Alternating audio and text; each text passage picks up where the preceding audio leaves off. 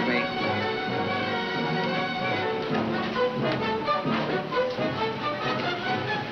Oh, I'm sorry. Excuse me. I've got to catch a train. Wait a minute. Mr. Big Shot with the briefcase wants to catch a train. What's the matter, Mike, huh? What's the matter? Look, I'm sorry. It was an accident. I didn't see you. You didn't see me? Well, now, how come is that? Nobody else has any trouble seeing me. I'm a pretty big guy. Or maybe you didn't want to see me, huh? Oh. Maybe unto you I'm nothing, huh? Look, I apologize. What do you want, to fight? Maybe. You think you can give me one? Oh, hold it, Mark. Let me go. Oh, yeah, go ahead, go ahead. You make me let you go. Go ahead. See, you ain't so tough after all, are you? Come on, come on. Come and get it, huh? Come on. Come on, Jim. Come on. Now, you ain't so tough.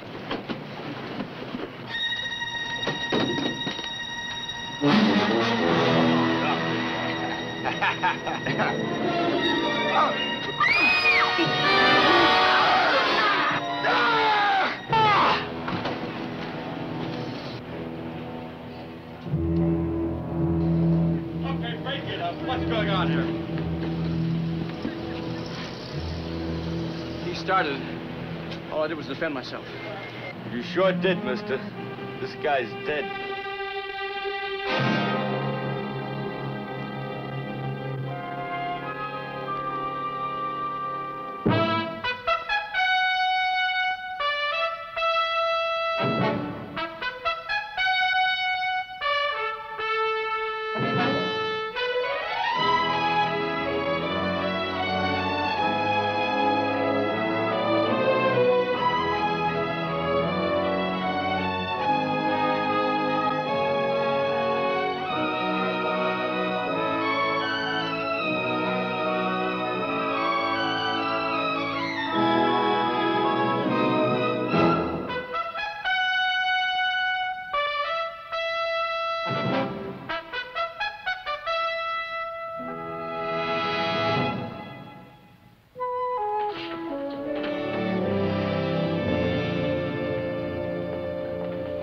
Jim! Hello, Laura. How are you? All right, I guess. Where's Peg? I told her she'd be better off staying home in Westchester. I'm just as glad she isn't here. What a nightmare. What an absolute nightmare. How'd you get me out? I posted your bail. What am I being charged with? There's no indictment in yet, but the worst it can be is assault. Assault? But it was self-defense. He attacked me. I didn't want to fight him. I know, Jim, but the man's dead. But it was an accident. Everyone knows that. Let's pick up your personal belongings and get on home.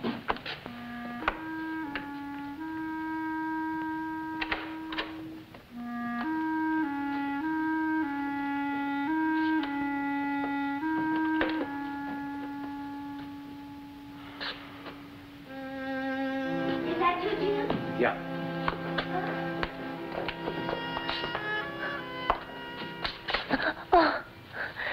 Oh, Jim, I was so worried. I'm all right. Are you sure? Sure. I didn't know whether to run down there or what they do to you. Nothing.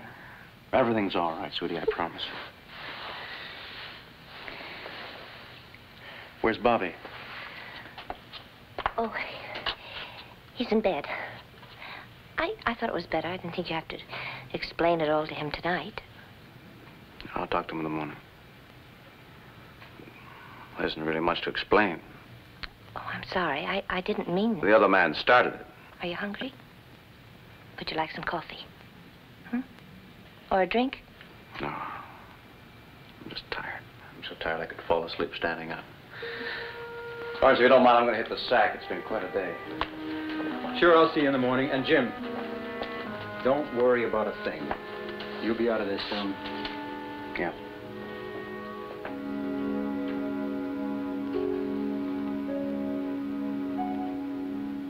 Thank you. I'll be along as soon as I've seen Lawrence off. Okay?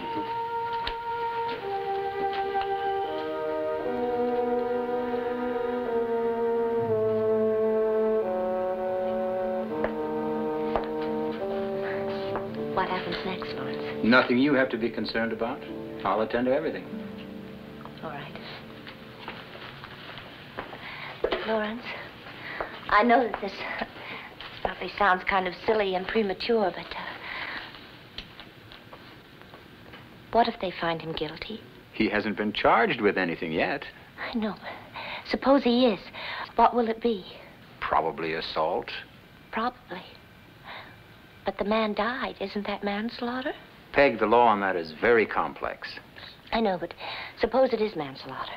You want to know what the penalty is. Is that it? That's up to the judge's discretion. It's hard to say. But I want to know, Lawrence.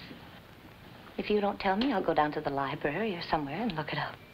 A fine not exceeding $1,000 or a term of imprisonment not exceeding 5 years. But it won't be manslaughter. Are you sure, Lawrence? I'm sure. I don't think Jim will be charged with anything.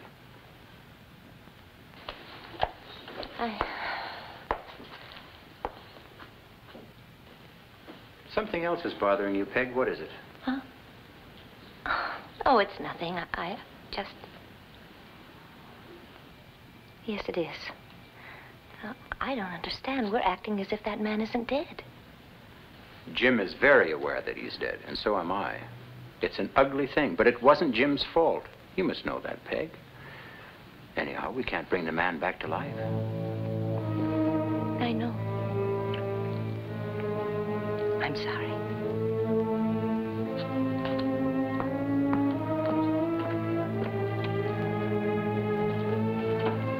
Good night, Lawrence. Good night, Peg.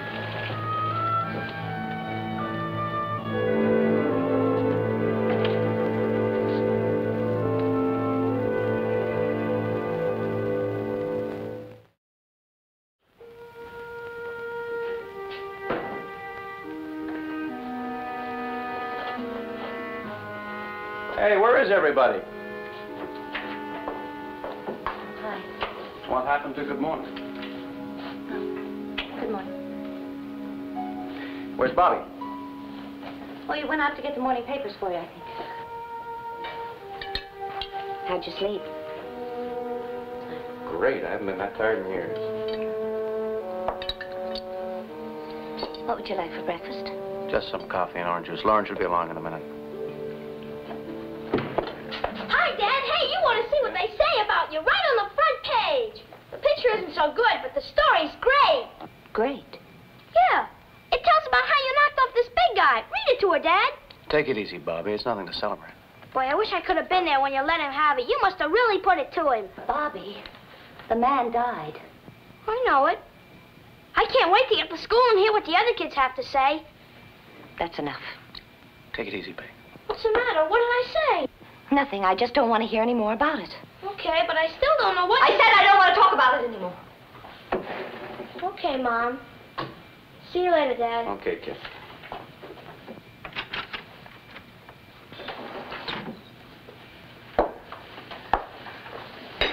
He's just a kid, Peg. I suppose something like this is exciting to him.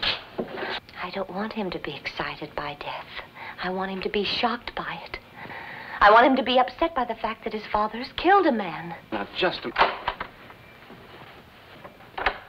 Hello, Lawrence. Morning, Peg. You ready to go, Jim? I guess. See you later, Peggy. All right. What's the matter? We don't have to bring Lawrence into this. Well, if he's going to defend me, he might as well know how we both feel about this. I just want this thing to be over with. I know you're upset by it. Someone has to be. What's that supposed to mean? Nothing. Please forget it. Let's come over, you. All Bobby said was I the don't paper care what he said. It's what he thinks. You killed a man last night, and he thinks you're a hero. Why don't you tell him you're not? He's just a kid, Peg. You got to remember that. Kids don't see things as realities. They say, bang, bang, you're dead. It's just words. It's a game. They don't see death as death or... Brutality is brutality. Is that what you were going to say? No, I wasn't.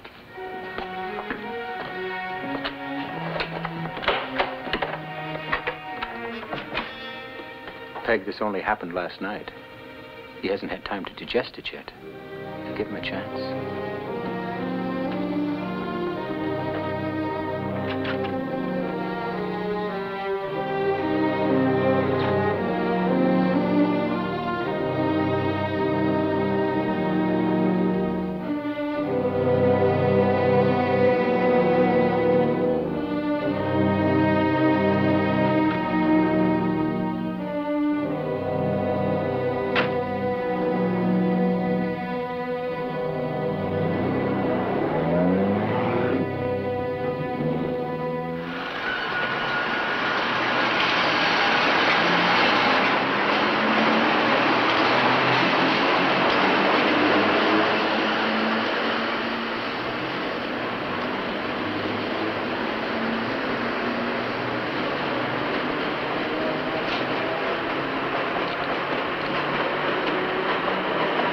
newspapers certainly on your side. They're calling him a bully. That helps a little. You know, it's a funny thing. I can't even remember his face. Here it is.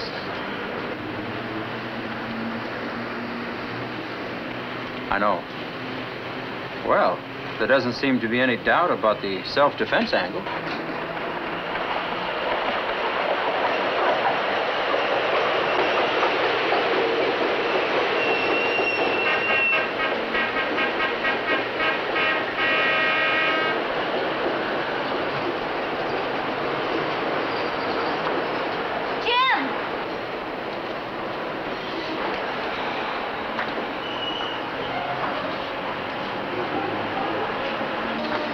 What's wrong? Didn't you hear me honking? I almost caught you at the circle. I got your briefcase. I thought you might need it. Thank you. Peggy. Jim. I'm sorry I made such a fuss. That's all right. I've forgotten it already. Oh, I love you, Jim.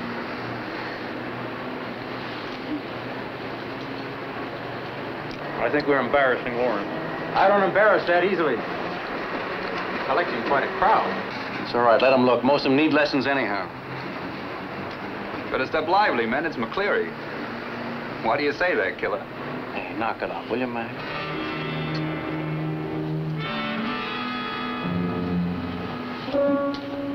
Hey. Peg? Peggy. Peggy, wait a minute, will you?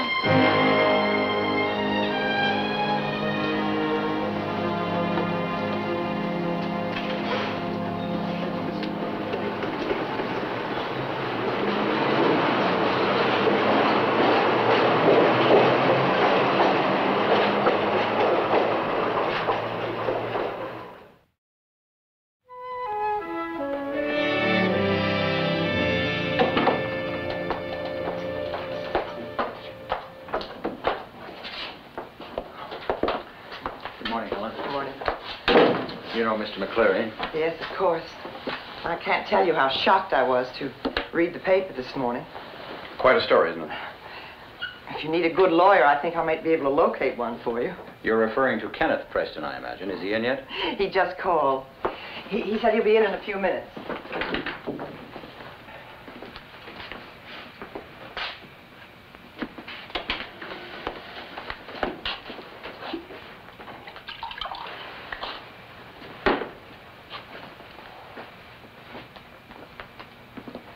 That help any?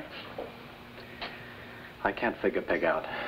Those guys are just giving me the old rib, you know that.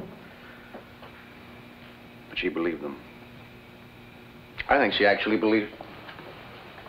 How could she, Laura? I don't think she does, not really. It's a shocking thing to her. She'll get over it. Give her time. I suppose. Hi, Dad. Hello, Mr. McCleery. Hi, Ken. How did you do? Any luck on Cook? No, not too much. He was a construction worker, drove a cement truck, but no police record outside the usual traffic violations. Who's the DA assigned to the case? Larkin. Have you found out the results of the autopsy? Yeah, Dad, I'm afraid so. What do you mean by that? He died of a broken neck caused by a series of blows. Broken neck? Are you sure? Yeah, I'm sure. I assumed he fell and hit his head and died of a fractured skull or something like that. Jim, is there any reason to think otherwise? Well, no, I don't think so. You remember what happened, don't you? Could you have struck an accidental blow that killed him? I don't know. You don't remember using anything more than your fists, do you? I don't know. Maybe he was off balance or something. I mean, maybe I landed a lucky one. If his head snapped back... According to the autopsy, the blows were on the back of his neck. But how could I hit him from behind when he was coming at me? You could if he doubled over. Did he? I don't know. Jim, you know judo, don't you? Yeah, from the war. What? Well, that's crazy. It's been, what, 8, 10 years? I've forgotten all that stuff. Well, why would I use it now? Did you use it during the war? Sure, we were trained for it. But did you use it, Jim? I mean, did you ever kill a man using judo? What are you getting at? Just answer my question. It's important to the case. Did you ever kill a man that way? Well, what if I did? That was the war. So did a lot of others. When you made a jump behind the enemy's lines and being silent meant your life, there was no other way. How many times?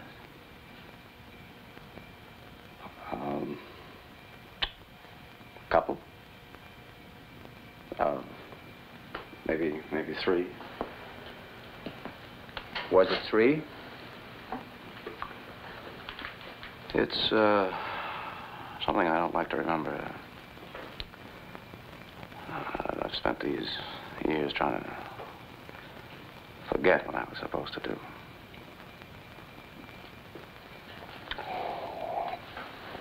Yeah, it was 3.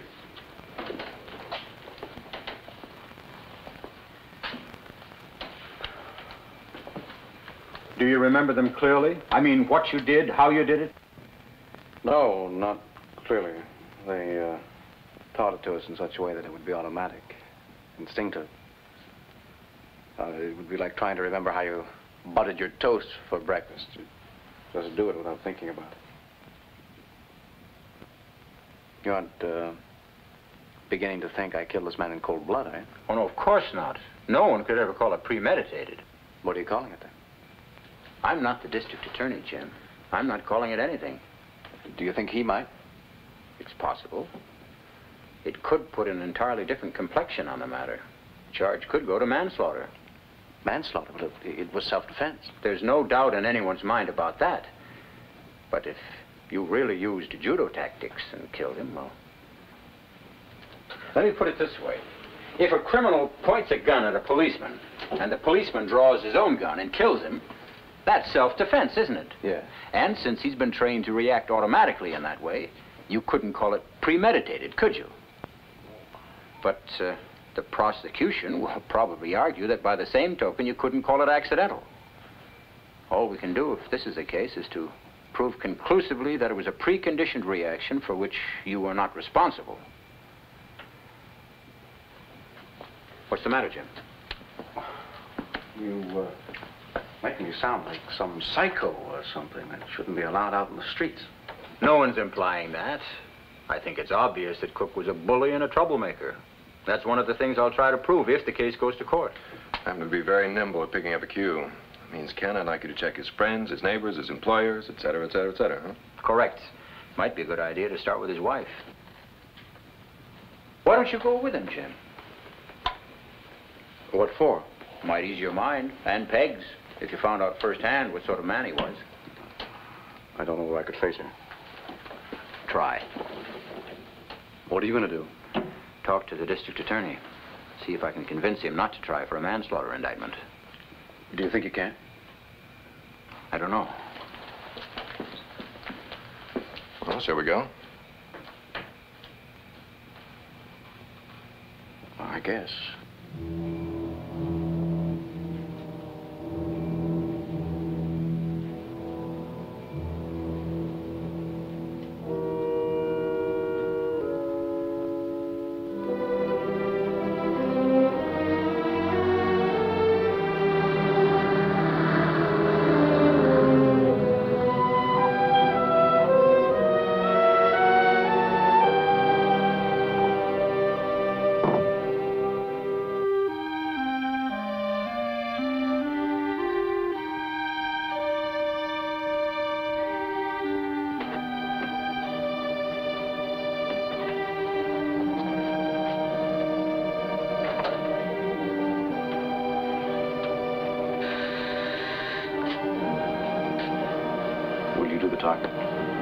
Sure. Mrs. Cook? Yes. My name is Preston. Look, if you report us... Mrs. Cook, I'm a lawyer. Our firm is representing Mr. James McCleery. Did you say McCleery? Yes. So? We'd like to talk to you. What for? I'm James McCleery, Mrs. Cook. Mrs. Cook?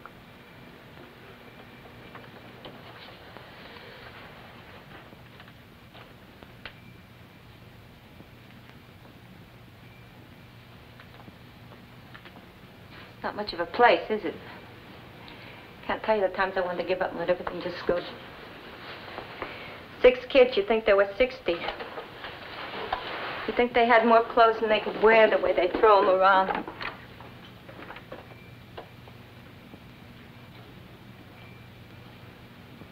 You don't look like the kind of a man that could have killed Frank even accidentally. What do you mean? Good thing the kids are still in school. They wouldn't believe it. He had them so scared. Well, I didn't expect to see you anywhere except in court. What'd you come here for, to buy me off? No, in the first place, that isn't possible. And if it were, we wouldn't consider it. I knew it. You didn't look like that either, did you?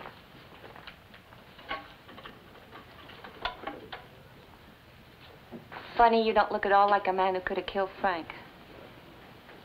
I didn't mean to. Sure, it wasn't your fault. Even the paper said so. Why should I blame you for killing him? Lord help him, he deserved it. I knew it would happen someday. I knew it just as well as I know you two are standing here right now. It had to happen. I can't do what he did and get away with it. Oh, not just to me and the kids, but to everybody. You can't be like he was. Get away with it forever. Not if there's a God in this world and a hell in the next. See? He always had a chip on his shoulder. Hate. Hate, hate, hate in his heart. It's that way ever since I knew him. Why'd I marry him? I don't know. So big and strong. So you don't have to come to me and tell me you're sorry. Because I'm sure it wasn't your fault. I'd be the last person in the world to blame you. Because there never was any happiness here. Please, Mrs. You don't believe me, huh? Will you wait and ask the kids? They'll tell you. Lord, how they'll tell you.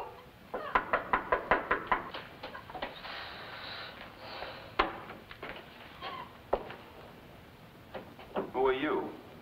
My name's Preston. What are you doing here? What have you been saying to her? Harriet. Well, who are they?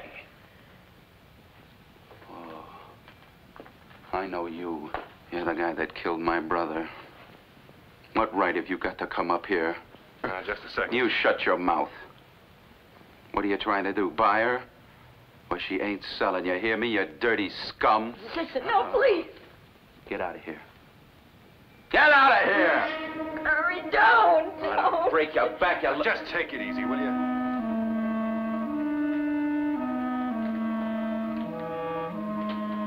I'm sorry, Mrs. Cook.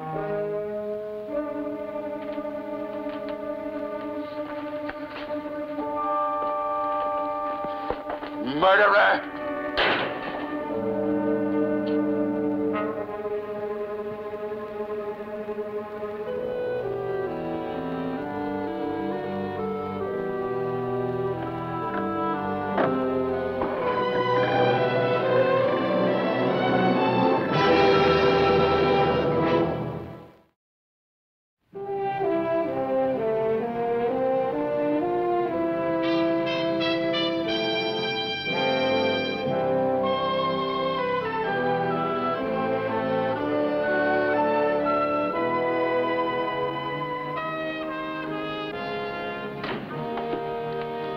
Been expecting you, Larry. How are things? Dandy. Frank, I found a new Chinese restaurant that has about 20 different kinds of dumplings. Let's go and stuff ourselves. I just had a cheese sandwich. Peasants. Glutton. I suppose you heard about the autopsy report. Obviously, that changes things, wouldn't you say? Not necessarily. I mean, it's not as if McCleery is a professional judo expert. No. What are you going to do? We're going to try for a manslaughter 2 indictment. But why? What good does that do anybody? Jim McCleery isn't a thug. He's a respectable citizen. Could you break a man's neck with your fists, Larry? I don't know. I haven't tried. Now, let's not make this a fencing match. What do you want out of me? I want you to drop the charge. Larry, you haven't a chance. I don't mind a healthy argument with you about reducing a charge once in a while. But I'm not going to drop this case. Look, the man did what you or I would have done in the same situation. He was attacked and he defended himself. Then I'd say he defended himself a little vigorously. He killed a man. That's what I intend to prove in court. I see. I suppose that's final. A man's dead of a broken neck. That's about as final as you can get. I'm going for manslaughter.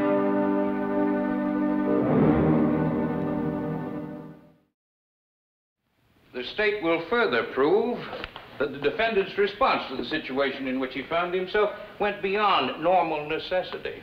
We will prove this was not a simple matter of self-defense, but manslaughter, that he knowingly felled the decedent in a manner calculated to kill. I'm confident that when you have heard all the evidence in this case, you will quickly return a verdict of guilt. Mr. Halper, how were you involved in the events in question here? As a bystander? Well, yes and no. In a way, you might say I brought them to each other's attention. You see, I was coming from one direction, and he was coming from the other. Who was Mr. Halper? What's his name over there? What do you want me to call him, the defendant or something? If you would, Mr. Halper. Sure, I know all about this from jury duty. Mr. Halper, will you please restrict yourself to the matter at hand? Okay, okay. So what was I saying? Will the clerk please read back the last testimony? Sure. I know all about this from jury duty. Mr. Larkin, would you mind redirecting your questioning so that we can get on with this trial? Not at all, Your Honor. Mr. Halper, what we'd like you to tell us is exactly how the defendant protected himself. Sure, I can show you. First he goes whack in the nose, then pow in the belly, and then wham, right down on the back of the neck. No further questions. Your witness. Mr. Halper, you said earlier something about having brought these two men to each other's attention. What did you mean by that? Like what I said. I was coming in one direction, he was going in the other direction. There's no place else to go, so something's got to give. I see. And would you be good enough to relate to us your own recollection of the events that preceded the defendant's blows? Sure, like I said, there's no place to go but wham, right into the big guy. Didn't he apologize? Sure, all over the place, but the big guy wants no part of it. He's calling them names, and he starts snatching his what-do-you-call-it from him. His what, Mr. Halper? I don't know, what do you call it? I know it's not a briefcase, it's not a suitcase. All them commuters use them. An attaché case, perhaps. Anyway, he starts pushing the defendant around every chance he gets, and then he really lets him have it. And what did the defendant do? Just what anybody do, I guess, hit back for all he's worth. I move to strike those words as a conclusion on the part of the witness. Sustained. Strike it out. The jury will disregard it. Continue, Mr. Preston. No further questions. Mr. Halper, you may step down. You mean they're all through with me? I sincerely hope so, Mr. Halper. I sincerely hope so. Mrs. Kane, you witnessed the occurrence in question, did you not? I certainly did. I've never been so shocked in my entire life. What do you mean by that, Miss Kane? Well, I mean his eyes. They were all wild and glassy, and his mouth was, well, as if any minute he was going to break out into one of those insane laughs. Mrs. Kane, tell us exactly what you saw. Well, I saw it all from the moment he struck that poor man in the face until he knocked him down. Mrs. Kane, did you see the decedent strike any blows? Of course not. How could he? Well, it was obvious that he was in mortal agony from that first blow. What were his actions? He was choking and gasping and making horrible noises. But he didn't fight back or try to defend himself? No. No, he was helpless. Thank you, Miss Kane. Your witness. Mrs. Kane, do you read a lot? Well, I read the papers. Do you favor the tabloids or the more conservative journals? I object, Your Honor. This is irrelevant. Not at all, Your Honor. I'm only trying to discover whether the witness has any predisposition toward the lurid. I resent that remark, Your Honor. I'm a decent, God-fearing woman. You ask anyone who helped me push through that campaign to get those dirty books out of the library and to make the newsstand stop selling those dreadful magazines. I have devoted my life to decency, and I resent those remarks. I'm certain the counsel for defense is not attempting to impugn your character, Mrs. Kane. Of course not. I was only curious to find out on what basis you judged the defendant's physical appearance at the time of the attack. Had you ever seen a man killed before? I don't have to. When you've been through as many magazines and books and movies about sadistic killers as I have, they explain everything, right down to the last detail about how those men look and feel when they're doing those things. And he looked just like every one of them. You mean the glassy eyes and the grimacing? That's right. Are you suggesting that a mere grimace makes one a maniac? What about the perfectly natural grimaces a person makes when pushed to the ultimate of his strength? Suppose I should try to lift you on the chair you're in. Do I look like a maniac because I'm contorting my face? You do to me. No further questions. Prosecution rests. Is the defense ready? Yes, Your Honor. Proceed. The defense calls Mrs. Frank Cook. What are you putting her on the stand for? Because she's agreed to it, and I think we can use her testimony. Just that her husband was a bully? It'll help a lot. Even if Larkin objects and she doesn't get to say 2 words, the point will be made she's on our side, and it'll help a lot. Mr. Preston, your witness is waiting.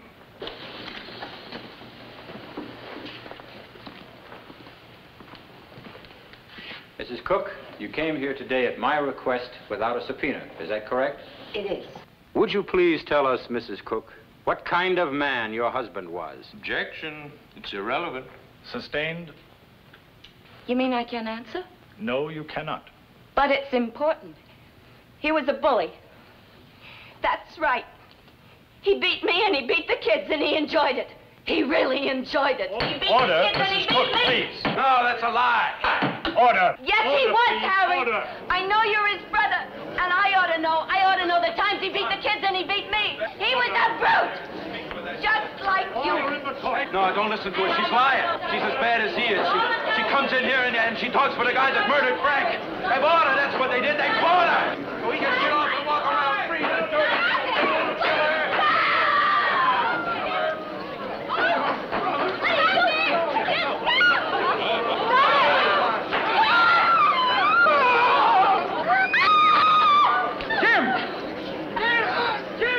Stop, Jim!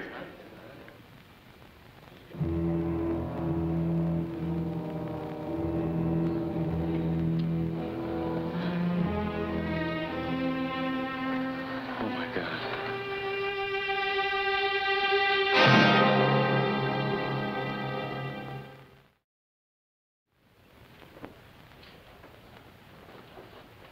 Mr. McCleery, would you please tell us what you do for a living, how long you've been doing it, and by whom you're employed? I'm a stockbroker with Reisner, Lockard, Lipscomb. I've been with them for 8 years. Do you live with your family? I do. Who are the members of your family? My wife, Margaret, and my son, Bobby. Do you recall what happened on April 3rd of this year at 5:45 p.m. on East 40th Street? I do.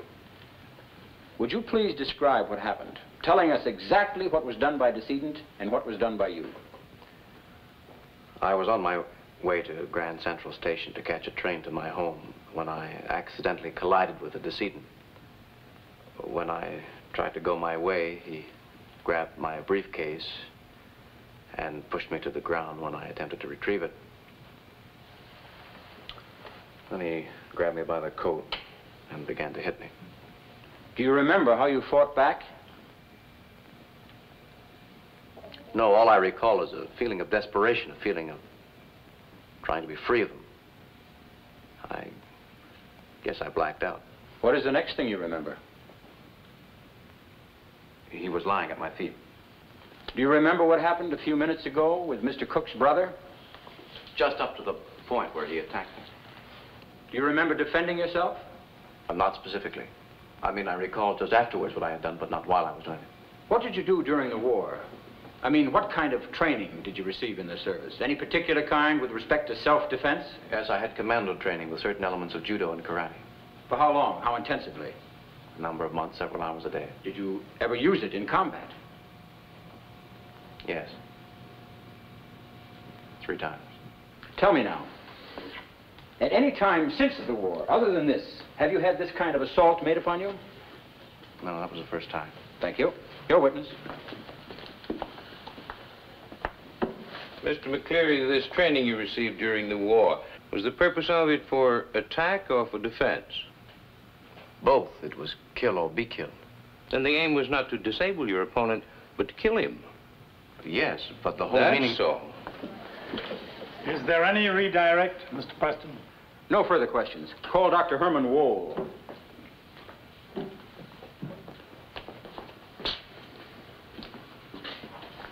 I didn't help matters much, did I? It wasn't your fault. We took a calculated risk putting you on the stand, but it had to be done so we could use this witness. Don't worry about it. I do. Dr. Wohl, are you a duly licensed practitioner of medicine in the state of New York? I am. Do you have any specialty? I have. I'm presently chief of psychiatric staff at Audubon Hospital. Have you examined the defendant psychiatrically? Yes, 3 days ago. And what were the results of this examination? I found him without discernible traits of psychosis or neurosis. Did you examine his wartime background? I did. His records indicate that he was an exceptional soldier with the most desirable qualities of leadership, decisiveness, and courage. Tell me now, Doctor, do you have an opinion which you can state with reasonable medical certainty as to whether or not, at the time of Mr. Cook's death, the defendant was in possession of his faculties and aware of the nature and quality of his act?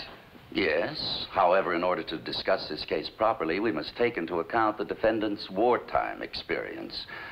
War is a throwback to the jungle, and the defendant was specifically trained to survive effectively in that jungle, to be a destructive animal. He applied himself temporarily to that kind of behavior and managed to be an effective soldier. When the war ended, he reverted completely to his normal, civilized self. Is that clear? Quite clear, Doctor. Then suddenly, without warning, he was threatened by Mr. Cook, and he found himself in the jungle again, face to face with an enemy intent upon destroying him. He reverted quite naturally to the destructive animal he had been trained to be. You're saying, then, that in this situation, the defendant was forced to become the same kind of savage animal that Frank Cook was? Objection. He's leading the witness. Sustained. Strike that out. No further questions. Thank you, Doctor. Can you call a recess? I want to talk to you. No, wait a minute. Listen to this. I think we'll get exactly what we want out of it. Dr. Wall, do you have an opinion as to the cause of the incident that occurred earlier in this courtroom? Yes, it was the same thing all over again. Well, doesn't that make you suspicious about his behavior? That it should happen twice? I take it you're implying that his behavior was instinctual, a learned characteristic the defendant never really cast off. Why not? What about those war dogs they couldn't retrain after the war? Ones that had to be destroyed because they were too vicious to live. Didn't their learned characteristics become instinctual behavior? If you think the killer instinct can be instilled in men as easily as in animals, I'd say you haven't a very high opinion of the human race. You don't think he is a killer, then? No, I do not. Well, wouldn't you say that a man who reacts with such deadly violence is a menace to society? Not necessarily. Not necessarily?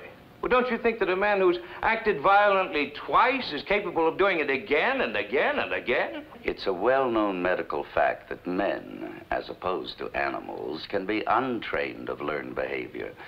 And I certainly have no doubts that Mr. McCleery can be helped, so that any further recurrence of this nature will be not only unthinkable, but impossible. It's my opinion that James McCleery is an innocent victim of our times. Can you ask for a recess? I want to talk to you now. Take it easy. There'll be a recess soon. I want one now. Your Honor, I want a recess. Your Honor, I apologize for Mr. McCleery. May I have a few moments alone with him? Very well.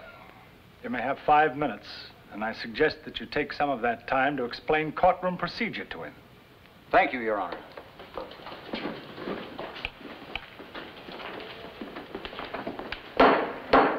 be a 5-minute recess.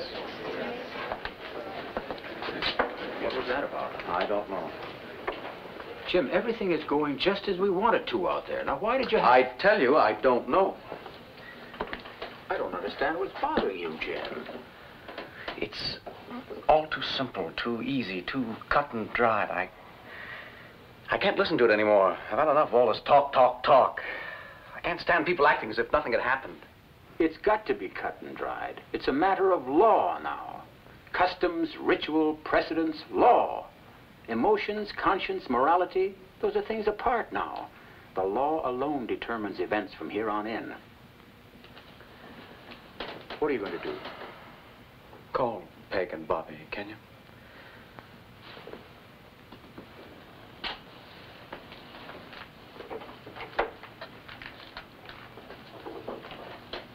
There isn't much more to go now, Jim.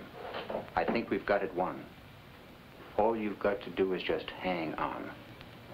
Don't spoil it now. Oh, Jim. Peg, it's good to have your arms around me. Hi, Bob. Hi, Dad. You want us to leave? No, please stay. Bobby, I want to ask you a question. Okay. You think I'm guilty? No. Why not? I don't know. You're just not, that's all. I mean, it wasn't your fault. What about you, Peg? You know what I think? Am I guilty? No. No, you're not, Jim. Did you see me with that man? That's different.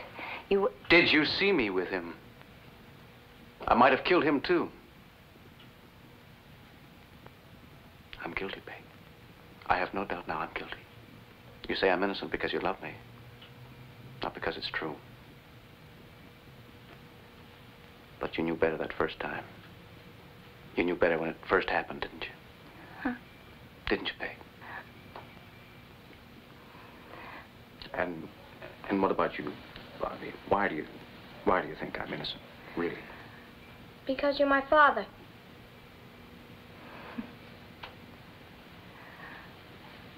Well, that's not enough reason for me. It is for you, and it should be, because at your age, you deal only in faith. But I'm supposed to have grown up now. Bobby, I killed a man. And there isn't anybody anywhere that can tell me with absolute honesty that I'm innocent. I'm going back into court and tell the judge I'm guilty. Oh, no, Jim, wait. Now, don't try and stop me. So, whether it makes any sense to you or not, ride along with it for a while. Because I think later it will make sense to you. When you're closer to my age, closer to being whatever a man is when he's a man, closer to seeing things as they really are. Will you? All right, Dad. Jim, I love you. I love you too, Peg. I love you both.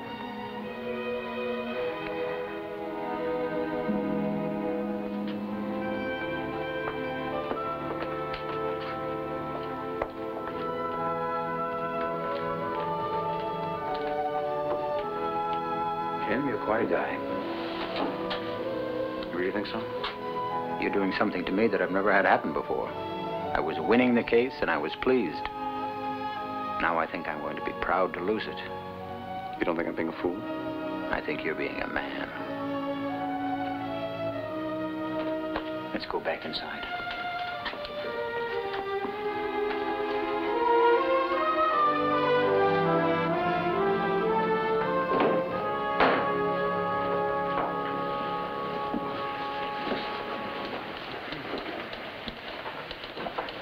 Your Honor, my client wishes a change of plea from not guilty to guilty. Is this a final and considered decision on the defendant's part? It is, Your Honor. And you are aware of the possible consequences? I am. I respect your decision, as I respect you for making it. Your Honor, My client wishes to make a statement at this time. Well, this is a little bit irregular, but go ahead. I'd like to hear what you have to say. I don't really know where to begin. I killed this man, and maybe I would have killed his brother if I hadn't been stopped. Everybody says there's nothing wrong with me. My family, friends, my attorney, psychiatrist. To hear it all, none of it was my fault. Just because I was a soldier, because I was taught how to kill. But is it right for me to plead not guilty? Just because it was all right to kill once, and because I can afford the lawyers and the experts to prove that it was? And what do we say about the death of a man? We say it doesn't really matter because he was a bully when he was alive. That's the epitaph we leave him. We say he isn't any loss. His own wife says it. Well, that isn't true because he fathered 6 children and he was a person, and that's enough reason for living in this world. The people who defend me say if there hadn't been a war and I hadn't been taught to kill, I would never have killed Frank Cook. But in a way, wasn't it my fault there was a war? I mean, whose fault is it that there are wars and people learn to kill? Aren't we all to blame? Aren't we all bullies at one time or another, in one way or another? Aren't we all guilty? Aren't we all responsible? I think we are. I think I am. And that's why I don't want to run away from this thing.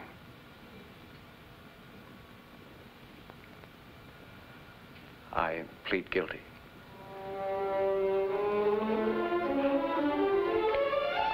Jim.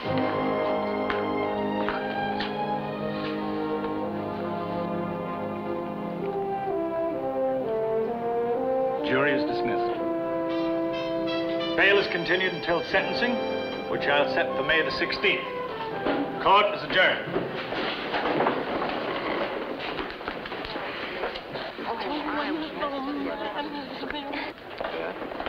What do you think will happen to us? It's hard to say. Could be a year in prison, maybe a suspended sentence. He's willing to accept it. What do you think, Frank? I don't know. I'd guess a year. Well, Larry, I guess there's one case nobody won. Thank you. Thank you. Thank you very much. Thank you. I wouldn't say that, Frank.